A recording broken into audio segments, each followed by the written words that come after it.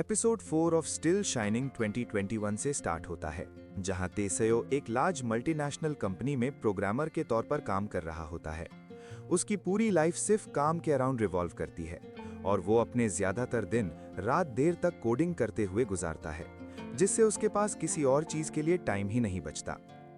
एक दिन वो अपने पेरेंट्स की ग्रेव पर जाता है।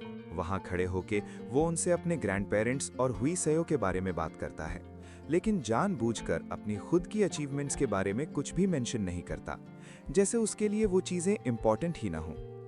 फिर स्टोरी 2025 में शिफ्ट हो जाती है।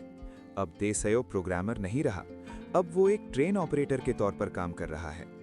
अपनी शिफ्ट खत्म करने के बाद वो डोंगजाक स्टेशन पर उतरता है, वही जगह जहां सालों पहले ऊना उसका इंतजार करती थी ताकि दोनों साथ हन रिवर देखने जा सकें।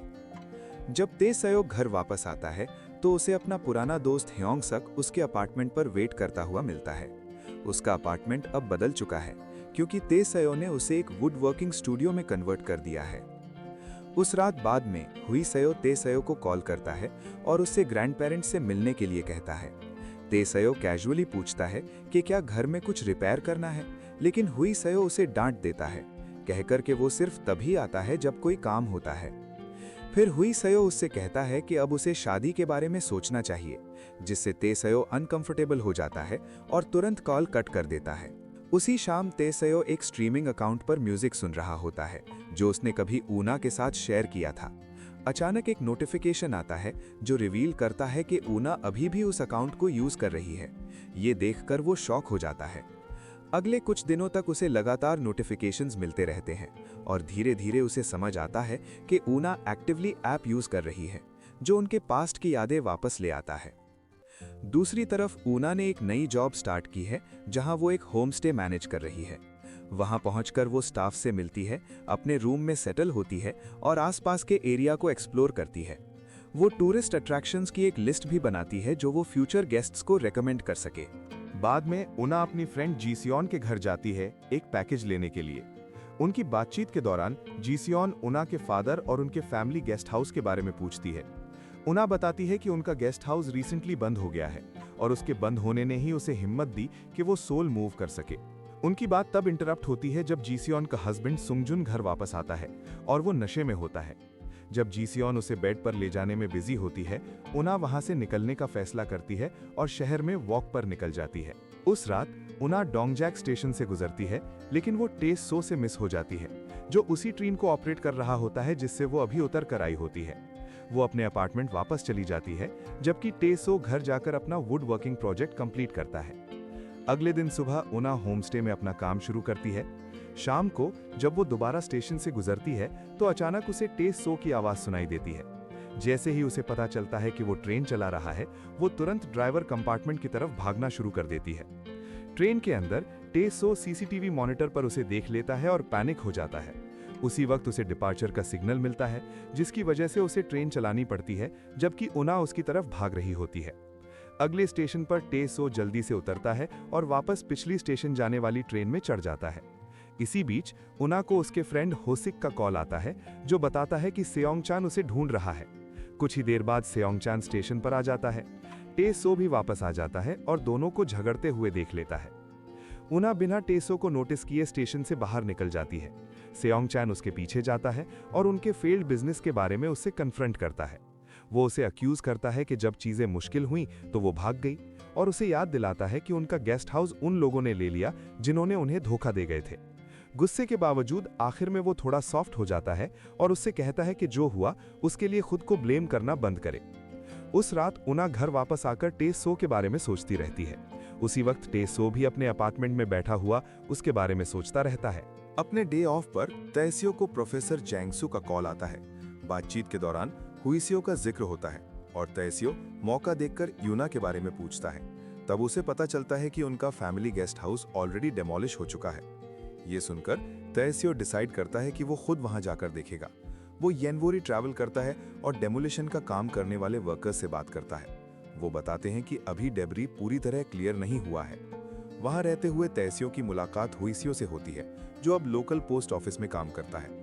हुईसेयो उसके अचानक आने पर कंसर्न दिखाता है और उसे याद दिलाता है कि पिछली बार जब उसने ऐसा इम्पल्सिव डिसीजन लिया था तो उसने बिना बताए अपनी एमएनसी वाली जॉब छोड़ दी थी। उसकी बात इग्नोर करते हुए तेसियो अपने ग्रैंड पेरेंट्स के घर जाता है, जहां उसकी ग्रैंडमदर हुआसुन उसके लिए लंच प्रिपेयर करती है। वो उससे बताती है कि वो कितनी थैंकफुल है कि तेसियो और हुइसियो ने मिलकर फैमिली के लिए फार्म खरीदा। टाउन छोड़ने से पहले तेसियो एक ग्रोसरी स्टोर पर रुकता है और शॉपकीपर को अपना फोन नंबर देकर कहता है कि अगर कभी यूना आए तो उसे दे देना। सोल वापस आकर तेसियो एक नई वुड वर्किंग क्लाइंट आसोल से मिलता है, जो एक फोटोग्राफ के लिए वुडन फ्रेम बनवाना चाहती है। फ्रेम डिजाइन्स डिस्कस करते वक्त आसोल उसकी पुरानी प्रोग्रामिंग जॉब के बारे में पूछती है और बताती है कि उसने ह्योंगसक से उसके बारे में सुना है। वो उससे एक बड़े आर्टवर्क का फ्रेम रिपेयर करने के लिए भी कहती है। बाद में तेसियो ह्योंगसक से मिलता है। दोनों साथ में खाना खाते हैं और ड्रिंक्स लेते हैं और 10 साल पुरानी यादों को याद करते हैं। घर वापस जाते हुए तेसियो उस दिन के बारे में सोचता है जब उसने अपनी प्रोग्रामिंग जॉब छोड़ने का फैसला किया था।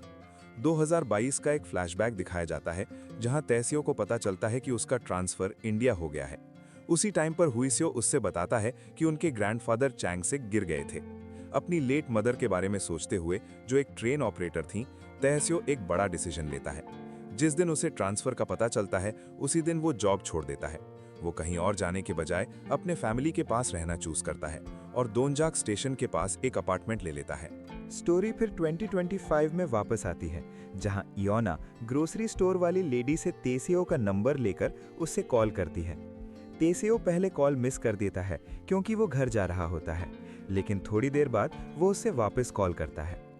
उनकी बातचीत ऑकवर्ड होती है। वो उसकी न्यू जॉब और इयोना के सेओन चैन के साथ हुए आर्ग्यूमेंट के बारे में बात करते हैं, लेकिन जब इयोना सेओंग चैन के बारे में डिफेंसिव हो जाती है, तेसियो अचानक कॉल कट कर देता है। अगले दिन इयोना की बॉस उसे डांट देती है क्योंकि वो होम स्टे में रह रही होती है और कहती है कि गेस्ट्स के आने पर उसे वहां से शिफ्ट होना पड़ेगा।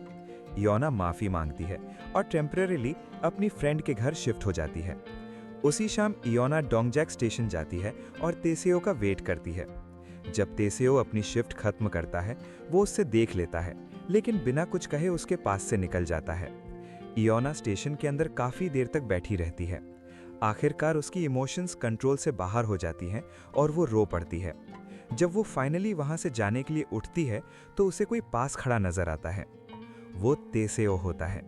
वो धीरे धीरे उसकी तरफ आता है और हल्का सा उसे ग्रीट करता है। एपिसोड यहीं एंड हो जाता है। Still shining episode 4 review. अभी भी बहुत सारे क्वेश्चंस हैं जो आंसर होना बाकी हैं। हमें प्रीवियस एपिसोड में ए सोल का थोड़ा सा ग्लिम्स मिला था, लेकिन अभी तक हमें ये बिल्कुल क्लियर नहीं है कि इस शो में उसका एक्चुअल रोल क्या है। क्या वो ताएसो की लव इंटरेस्ट बनने वाली है? और दूसरा बड़ा सवाल ये है कि सियोंग चान का एओना के साथ क्या रिलेशनशिप है।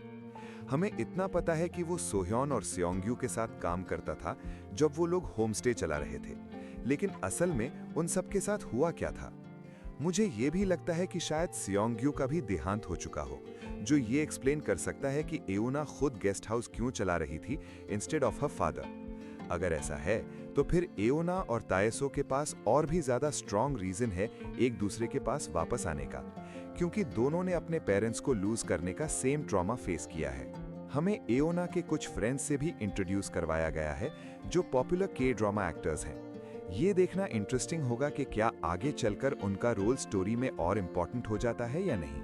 एपिसोड के एंडिंग को देखकर ये एक्सपेक्ट किया जा सकता है कि एओना और ताएसो दोबारा एक साथ आ सकते हैं, लेकिन क्योंकि शो अभी हाफवे पॉइंट के करीब जा रहा है, चांसेस हैं कि उनके बीच एक और सेपरेशन या कॉन्फ्लिक्ट आए before they finally find their way back to each other. अगर आप चाहते हो कि स्टिल शाइनिंग की नेक्स्ट एपिसोड की स्टोरी सबसे पहले आप तक आए, तो वीडियो को लाइक जरूर करें, चैनल को सब्सक्राइब करें और बेल आइकन को प्रेस करना बिल्कुल मत भूलना, ताकि हर न्यू एपिसोड का नोटिफिकेशन आपको सबसे पहले मिले।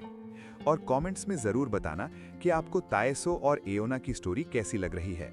मिलते हैं नेक्स्ट एपिसोड में एक और इमोशनल और हार्ट टचिंग चैप्टर के साथ।